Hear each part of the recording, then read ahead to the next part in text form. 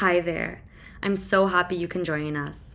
My name is Corina Diez, and I am so thrilled to be representing the Random House Group to bring to you some of our most exciting upcoming titles.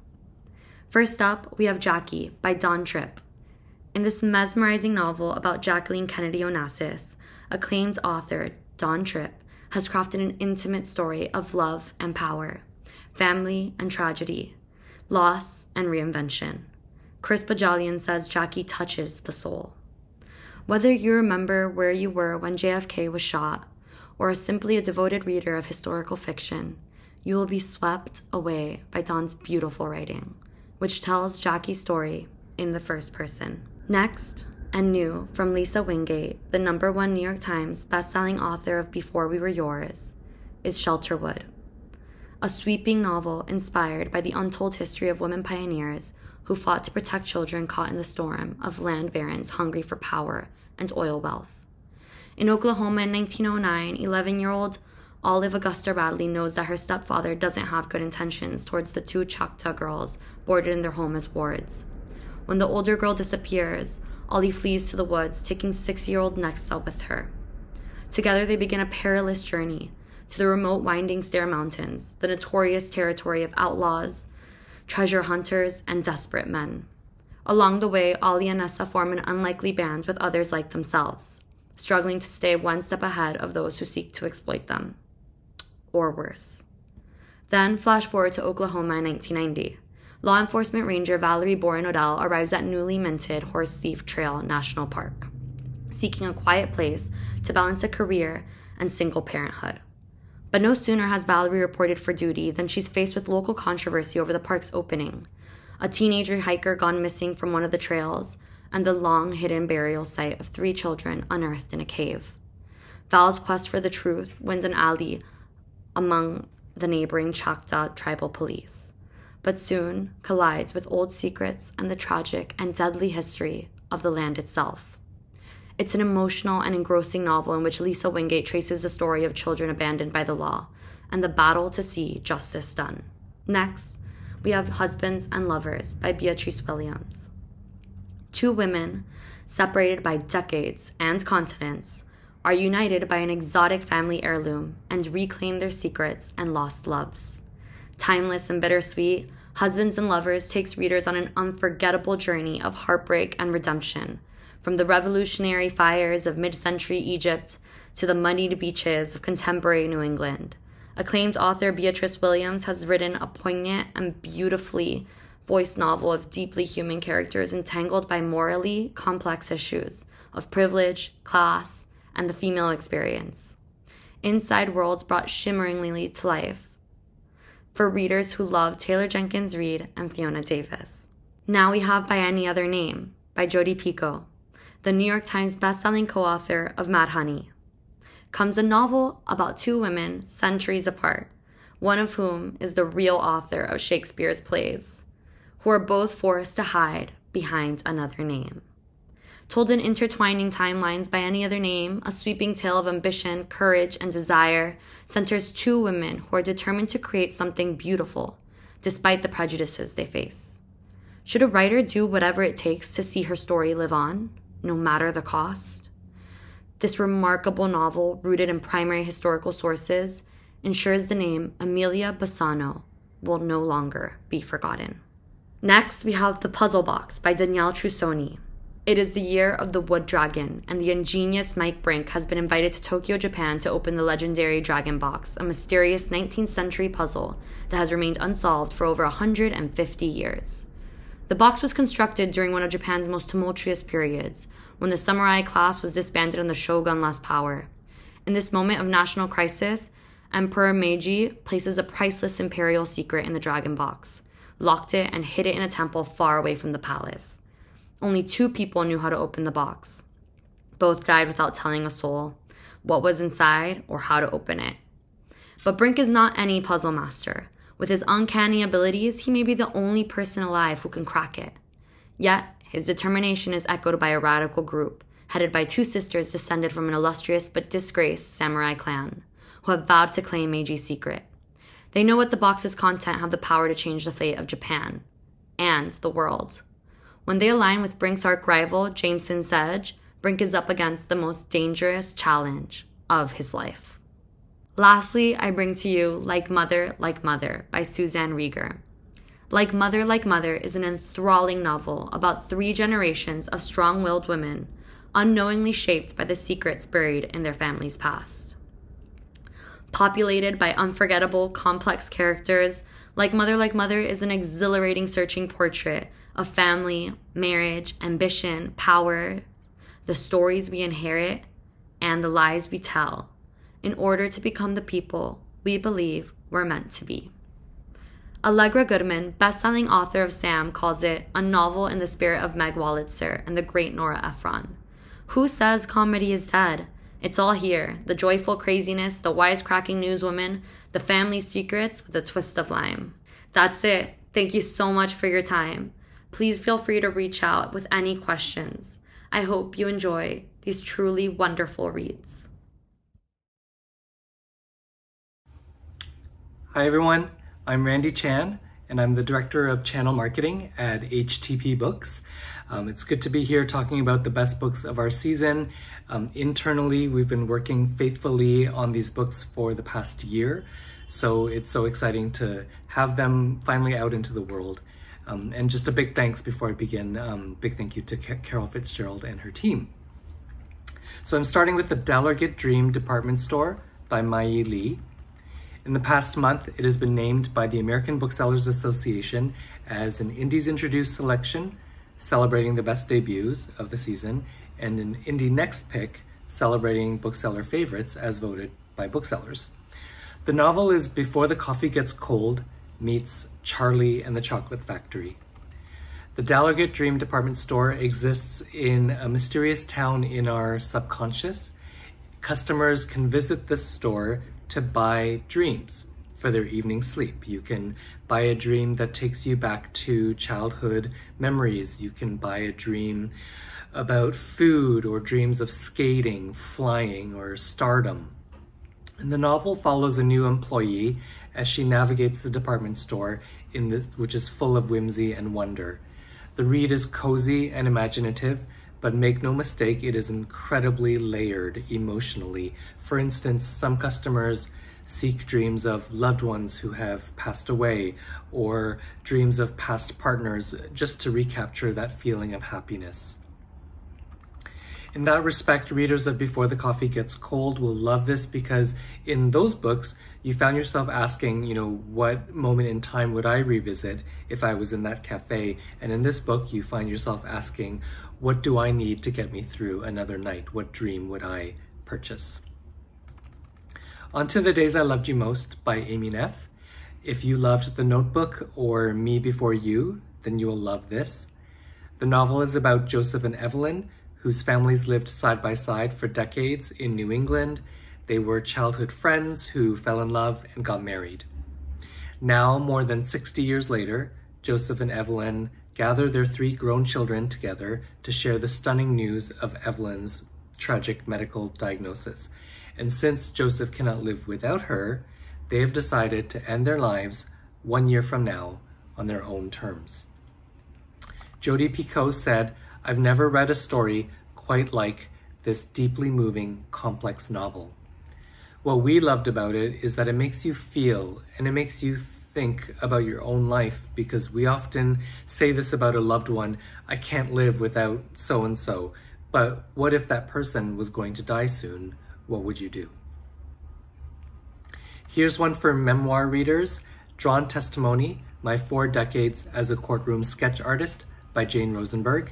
I direct your attention to the cover artwork, and if you're thinking that the sketch looks familiar, it's because Jane Rosenberg is currently the most famous courtroom sketch artist in the world. On a daily basis, for the past few months, you've seen her courtroom sketches of Trump's criminal trial on display in TV news broadcasts, magazines, newspapers, you name it. But Jane Rosenberg was also the courtroom sketch artist for Ghislaine Maxwell's trial, Martha Stewart's, Bill Cosby's, Harvey Weinstein. She had front row access to the trials of the century, and this memoir dives into her work, the history, the process, what she's responsible for, what she's trying to capture in her sketches. The comps are other memoirs like Lab Girl or Working Stiff that illuminate life from a very unique lens. But this memoir also has visuals, and it's so interesting to hear an artist who's at the peak of her powers describe her unusual life to us. On to Voyage of the Damned by Frances White. 4 words: magical, gay, mystery cruise. This is a murder mystery set on a ship full of magical passengers. It is as if Agatha Christie wrote fantasy. When this book was first published in England earlier this year, it was an instant bestseller, and even more importantly, it was a TikTok sensation. Authors like Thea Gonzon, who wrote The Hurricane Wars, raved about it. There are already over 1,000 videos on TikTok posted by fans dressing up as their favorite character. It's a thing. And so when it comes to cozy fantasy with beautiful packaging, which we know that your readers are craving these days, then this one is the real deal. Onto The Book Swap by Tessa Bickers. Truly, this is the book that colleagues in the building who don't even work on the imprint come up to us to tell us how much they love this book. The story begins when Erin mistakenly donates her treasured copy of To Kill a Mockingbird to her little free library, her local one. Inside of that book were copious notes she had made about the book, as well as a precious memento from a friend who died. So she's devastated. She realizes that that book is gone forever, until a week later, she finds the copy again. It reappears in the little free library, but this time with new notes in the margin written by the man who just read it. At the end of the book, he writes, "Meet me in Great Expectations." And so Erin takes the copy of Great Expectations and is fascinated by the notes that her mysterious new pen pal has left in the margins. And so begins a life-changing conversation that exists only in the margins of classic books. It's the start of a beautiful friendship and maybe something more. This is Emily Henry meets You've Got Mail.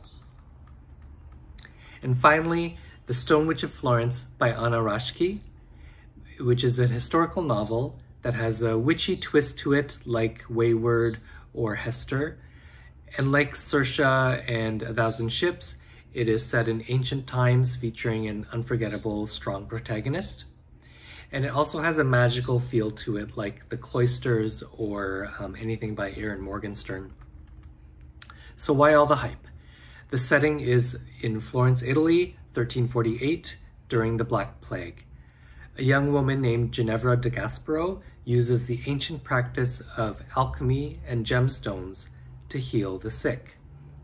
But as a result of her powers, she is condemned as a witch, until the city orders her to use her knowledge and expertise of alchemy to track down a ruthless thief who has been ransacking Florence's churches for priceless relics and leaving behind mysterious vials of bright liquids.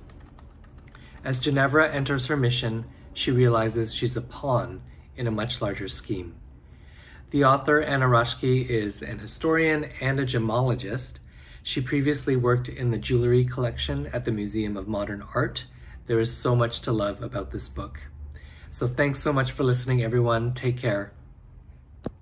Hello, my name is Matthew. I'm a member of the marketing team for the Knopf Doubleday Publishing Group, and I'm so excited to share with you today some binge-worthy books, all of which, if not already out, should be available for request on NetGalley. If you are looking for an uplifting story about friendship, family, and what it means to find your people, welcome to The Fellowship. Debut author Samuel Burr's The Fellowship of Puzzle Makers is a coming-of-age novel that will leave you cheering. The book follows Clayton Stumper, a young man in his 20s who dresses like your grandpa and fusses like your aunt. Having been abandoned on the steps of the Fellowship of Puzzle Makers, he was raised by an eccentric and lovable group of enigmatologists, aka puzzle makers. But when his main maternal figure passes away, she leaves him one final puzzle, the solution to which will lead him on an adventure that will ultimately unravel the mystery of his birth. If you're a fan of Alexander McCall Smith's #1 detective agency series, or of Eleanor Oliphant is Completely Fine, or perhaps you are a puzzle enthusiast and simply cannot resist a jigsaw or crossword, The Fellowship of Puzzle Makers is the cozy, heartfelt escape you've been looking for. As author Helen Ellis raved, romance, puzzles, and cats?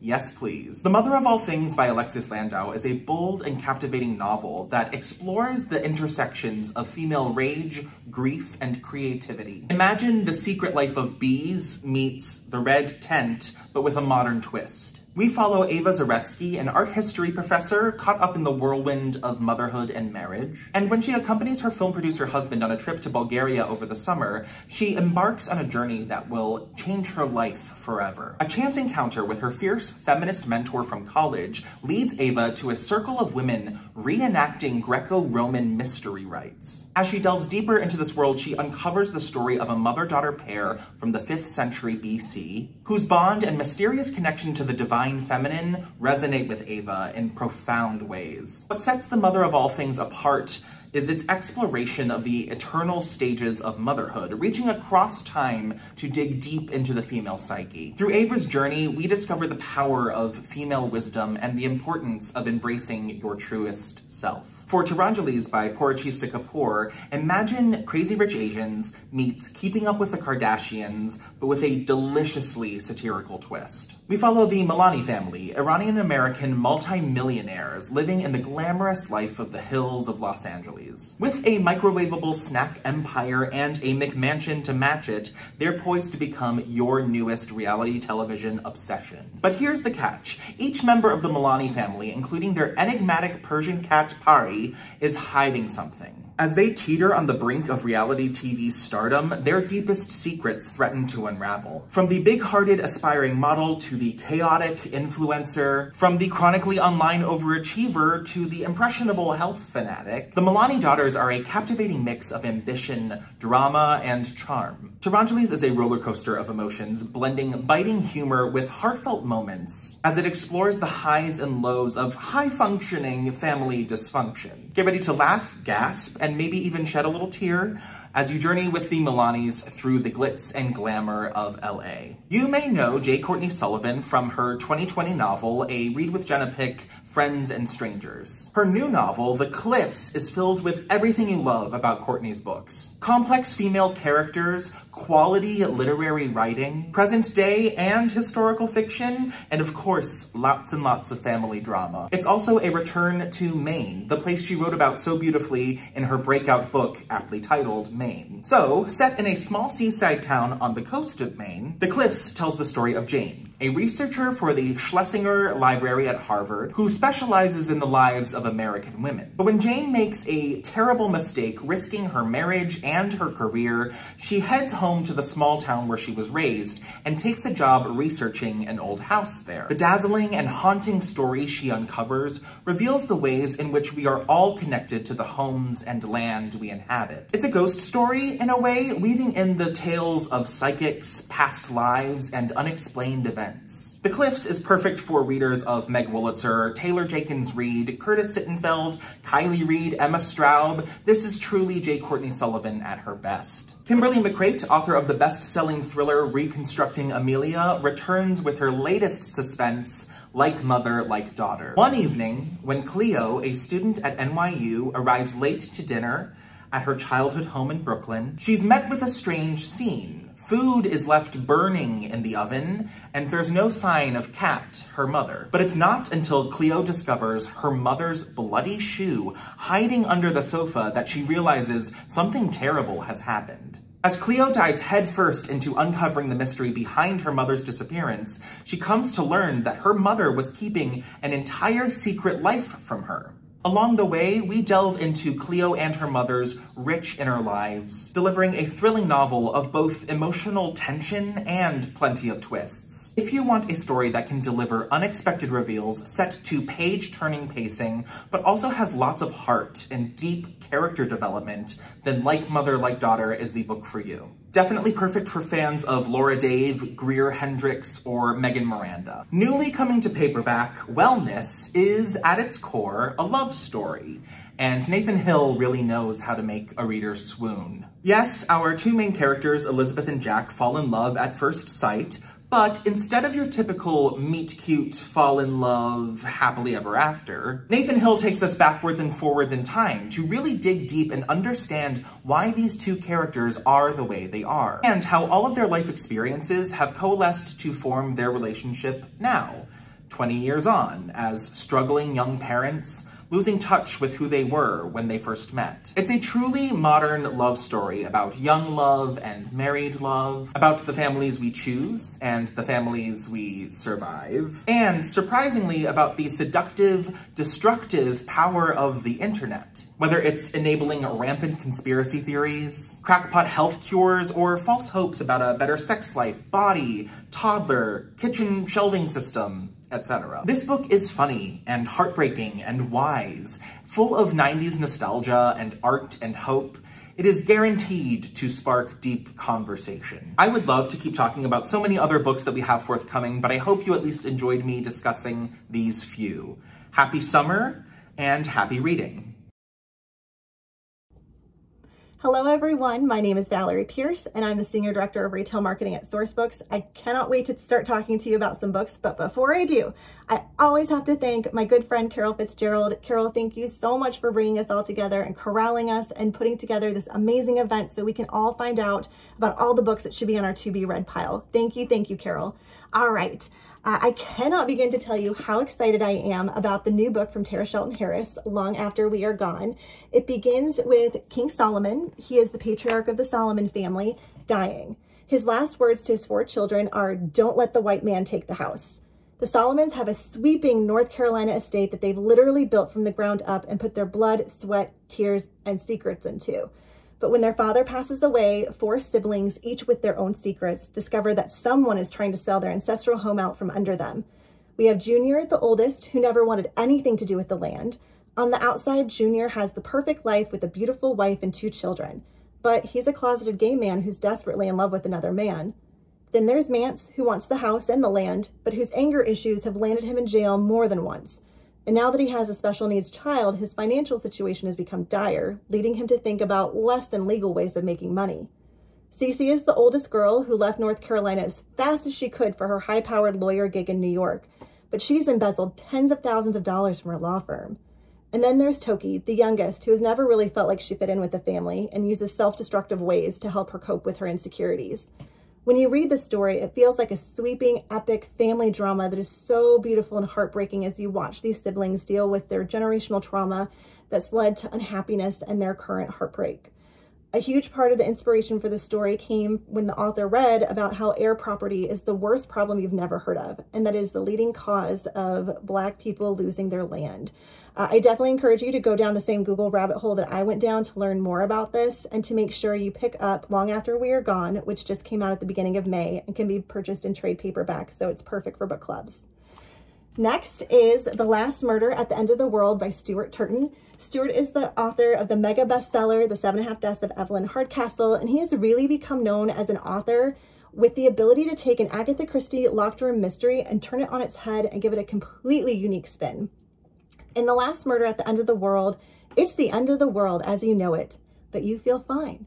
You're one of 122 people who survived the fog that wiped out the rest of humanity, and now you live on an idyllic island with the fog that hovers menacingly just offshore. But you're very happy. You don't really question why the 3 scientists who rule the island can read your thoughts or force you into a trance so that you end up doing odd jobs around the island at night, only to awaken exhausted the next morning with no memory of what you were doing. You're fine. Until one of the scientists is murdered, and the security system around the island keeping that destructive fog at bay is triggered. If you don't solve the murder within 107 hours, everyone on the island will die.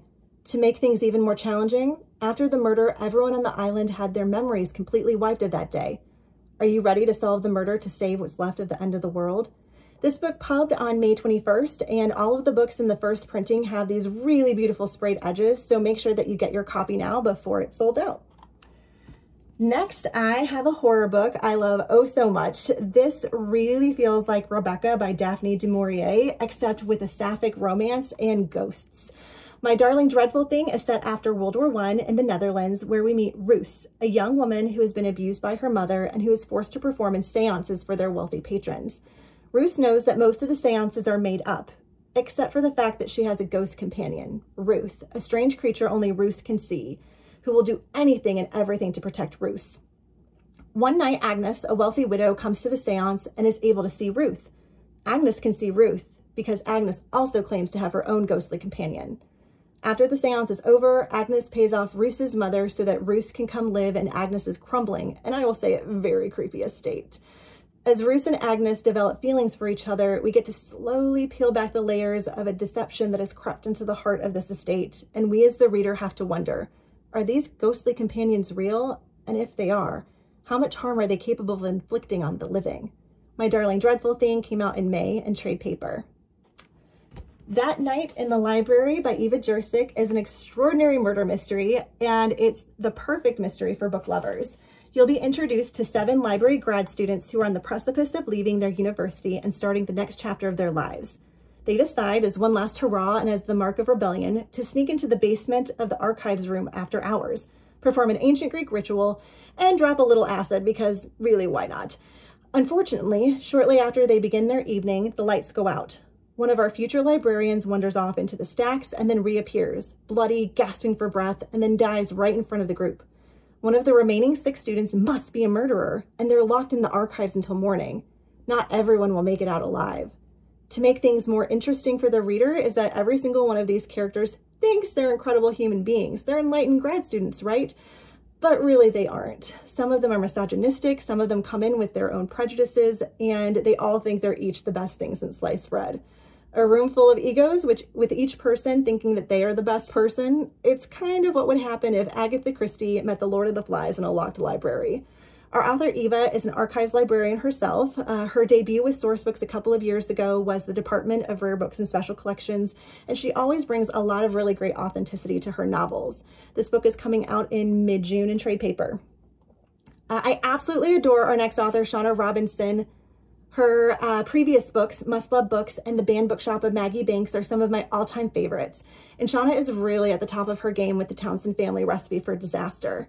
This book features Mae Townsend, a biracial Black woman who has always dreamed of exploring her Black roots by reconnecting with her estranged family in the South. While planning her wedding to her very wonderful and very white fiance, she realizes she is fine with a white wedding, but an all-white wedding, not so much. With 3 weeks to the altar, Mae heads south, where she is confronted with a long-standing family rift, emotional turmoil due in no small part to a missing mac and cheese recipe, and the annual Townsend family barbecue on the brink of disaster. Mae realizes that mac and cheese or not, it's on her to save the day, for better or for worse. If you love quirky, light reads that still provide a lot of discussion points for your book club around family dramas, identity, and more, then I suggest you pick up the Townsend Family Recipe for Disaster when it comes out on July 2nd in trade paper. This is perfect for your summer book club pick. And then last but not least, I have a memoir that as you're reading it, it may feel a bit like fiction. Wanted, Toddler's Personal Assistant by Stephanie Kaiser is a perfect blend of the primates of Park Avenue and Maid. Steph is one of 4 children born to teenage parents, and she grew up in poverty. She worked really hard to get a college education, but that unfortunately came with crushing student debt. So she gave up her dreams of going into PR and went to work as a nanny to some of New York's richest families.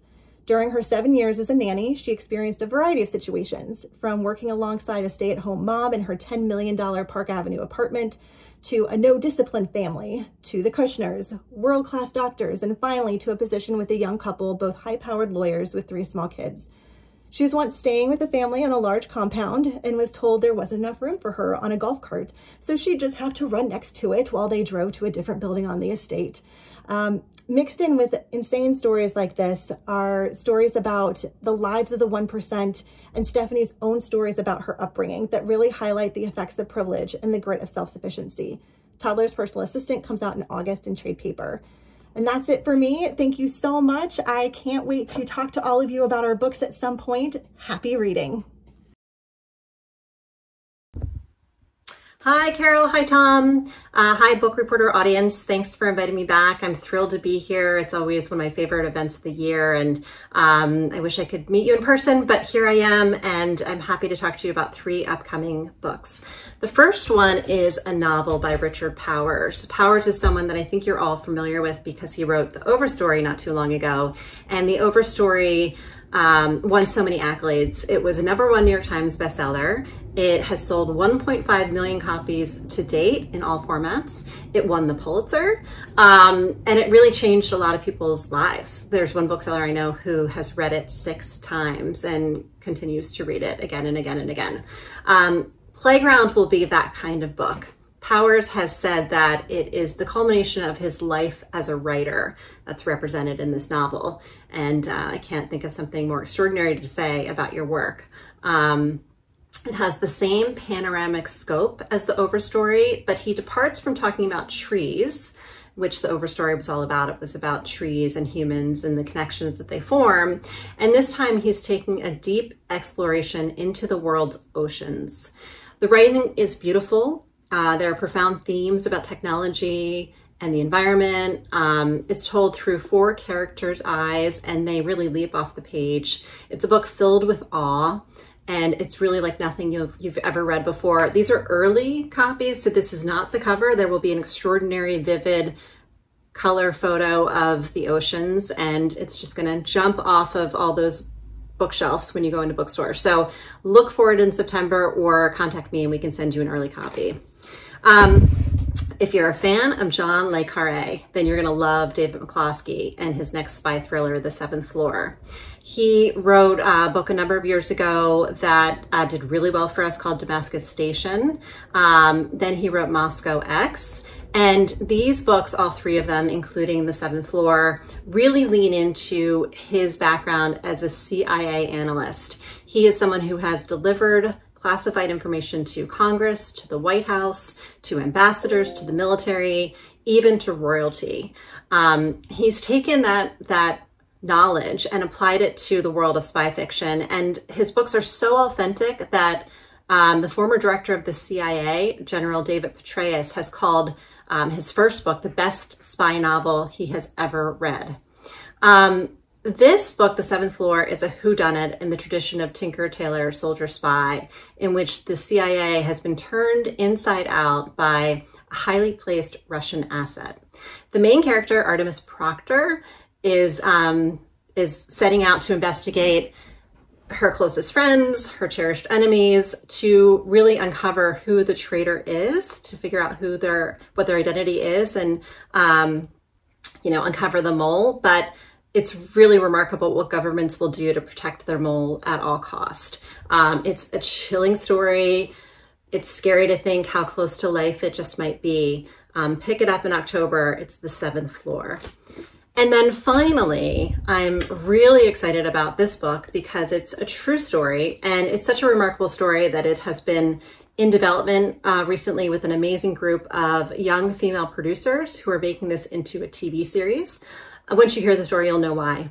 While writing about the Barbizon Hotel, which was a female-only hotel in New York, the award-winning historian Paulina Bren, who is the author of She-Wolves, just became incredibly interested in the 1970s, women in the 1970s, and particularly women in New York in the 1970s, and how intrepid they were.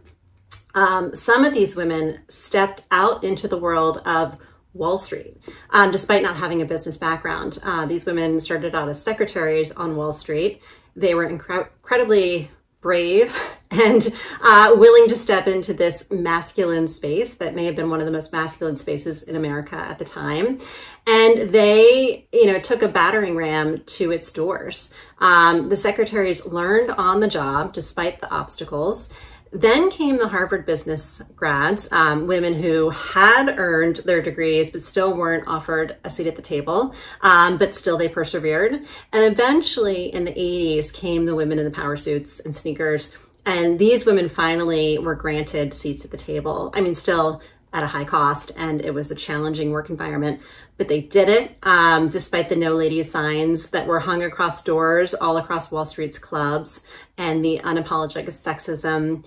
These women were remarkable. They were strong. They were bold. And this book, when I put it down, I was just so inspired, and I know you all will be too. So check out She-Wolves. It's coming this fall. And then we also have the spy thriller at The Seventh Floor, and of course, the beautiful Playground. So looking forward to hearing your thoughts after you've read these, and thanks again. Bye. Hi everyone, my name is Elizabeth Breeden and I'm the marketing director at Marysue Rucci Books. I'm thrilled to be here telling you about 3 incredible novels coming out this year that we're all obsessed with in-house and which I know will have you turning pages and, most importantly, wanting to discuss with others as soon as you've finished. These 3 novels are all completely different from one another, yet what ties them together is how they focus in on the impact one individual's choices have on their loved ones, for better or worse, and how they explore the perennial questions of family, identity, and values. With everything happening in today's world, finding moments of community and connection can feel few and far between, so it feels more important than ever to foster these discussions and celebrate the reads and perspectives bringing us together. I'll begin with Tell It To Me Singing by Tita Ramirez. Imagine this. You're pregnant with your first child, in the hospital with your mother moments before she's taken into major heart surgery. You're comforting her as the anesthesia takes effect, and then seconds before she's wheeled away, she tells you something shocking. Your father is not the man who raised you. This is where you'll meet Monica Campo, who's left wondering if this is true or a painkiller-induced delusion. When Monica's mother wakes up, she's confused and having delusional episodes, leaving Monica unsure if the life, parents, and history she thought she knew is really true.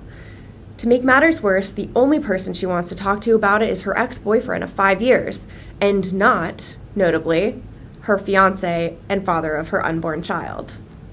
Hospital confessions, uncertain paternity, ex-lovers coming back into the picture, and I haven't even gotten to the secret FBI agents involved. If this is all sounding like the plot of a telenovela, you'd be right. But that's exactly what makes this read so special. Tita Ramirez, a Miami native and daughter of a Cuban exile, brilliantly uses the drama and humor of classic soap opera tropes to create layers and layers of a delicious read. A mother-daughter story, a heartfelt family drama, more than one messy love affair, and a fascinating perspective on Cuban-American relations. If you loved Inheritance by Dani Shapiro, Jane the Virgin, The Husband's Secret by Leanne Moriarty, and Of Women in Salt by Gabriela Garcia, then you'll love Tell It To Me Singing. This will be in stores on July 9th. Next up we have Hum by Helen Phillips, who has made a name for herself by writing unforgettable fiction like The Need and The Beautiful Bureaucrat, exploring relationships and individuality in uncanny settings that feel all too real. Hum dives into the reality of family, trust, and survival in a near-future world compromised by global warming and dizzying technological advancement. You'll meet May, a wife and mother who, after losing her job to artificial intelligence and facing mounting debt, undergoes an experimental procedure that inadvertently puts her family in more jeopardy than they could have ever imagined.